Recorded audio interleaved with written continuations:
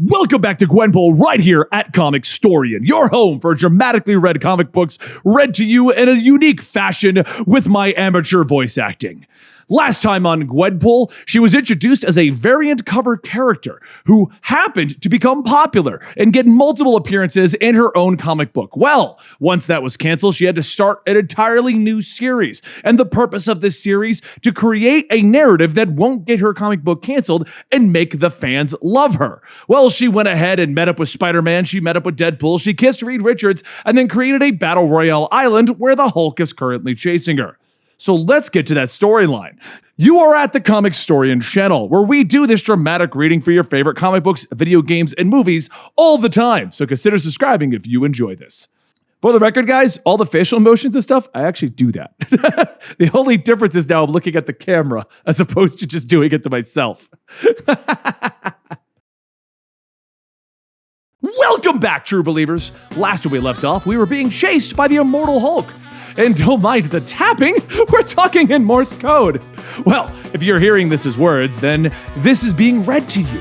But if you were reading it, then you'd see all of this written out in code. Cool, huh? Anyway, we're about to get away from the Hulk by doing the unthinkable, running away. And yes, while we run away from an angry Hulk, our ex, is live streaming from the Spectator's booth. Guess there's a reason why he's our ex, right? We'll get into that in another issue. But while Gwenpool is actually running panel to panel, she stops to see Black Cat and Black Panther fighting. Get it? A cat fight! Except that was a bad idea. You see, the Hulk then caught up to Gwenpool and grabbed poor old Gwenpool, putting her down to the ground, smashing her. He then smashed her so hard that he threw her into the white space between the comics. Pretty powerful for a continuity character, huh? Now, that brings us to our next problem. In the white space, pretty sure concussed, there are now several fight markers above Gwenpool's head. Curse this ingenious design of a battle matchup mechanic. But as Gwenpool yells to herself, another off-panel version of herself leans in and takes one of those markers. Off-panel Gwenpool says to current Gwenpool, don't mind her.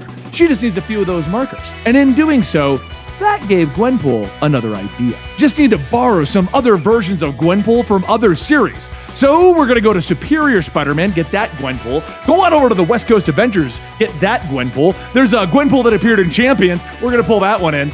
Rocket Raccoon and Groot series, yeah, that Gwenpool, she's coming for a visit. And lastly, the unbelievable Gwenpool, the fan favorite. Now there are 6 Gwenpools from various series across her continuity. And they're going to draw upon the powers of the Gwen Hive to crowdsource Hulk fighting situations. First, we need to borrow some of the fight markers from previous panel Gwenpool, like so.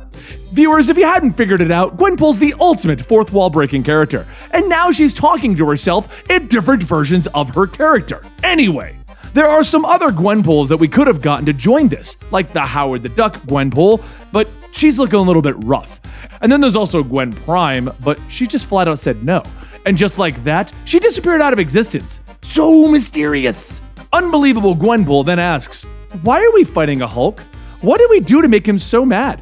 So our current Gwenpool tells Marshmallow Gwenpool that they shot Bruce Banner in the face. Next question. Marshmallow Gwenpool cries shouting, you are so evil. This is our last story and you shot Bruce? People are gonna hate us. Gwenpool then yells, look, I'm really trying here, okay? We've been given one last shot to prove our worth to the higher ups over at Marvel. And everything that I have done has been about saving our life. So far, it's potentially working. We have about 1.5 issues left to pull this off. Now brainstorm, Gwenpools. So Rocket Raccoon's appearance yells, I got guns.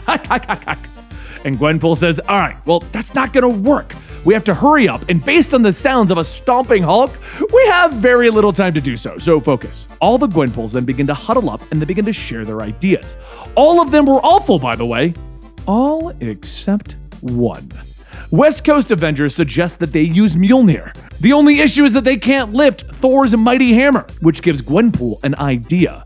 Continuity splunking! But wait, can't we Voltron or something? All the Gwenpools form up into one giant Gwenpool? And after having an awkwardly silent chest bump and nothing happening, it's time to go. So she's gonna go get the continuity splunking thing done. While all of the stolen Gwenpools now begin to battle the Hulk, our Gwenpool dives down into the pits of comic book continuity for Thor until she finds exactly what she is looking for. She finds Malekith.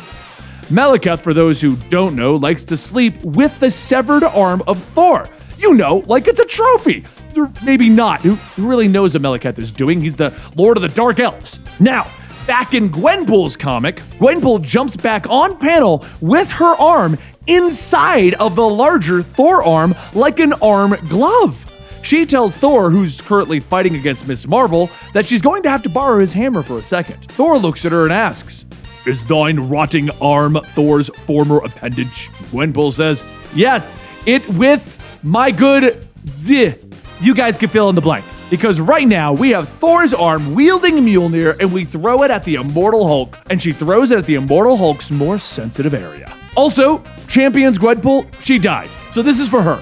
She loved hot dogs, and she'll be eating hot dogs in our hearts forever." A few seconds later, Hulk comes crashing into the spectator's booth, and he begins wreaking havoc because he lost to the severed arm of Thor. Gwenpool stands triumphantly over them, telling them, "All right, now that that's over, who's next?"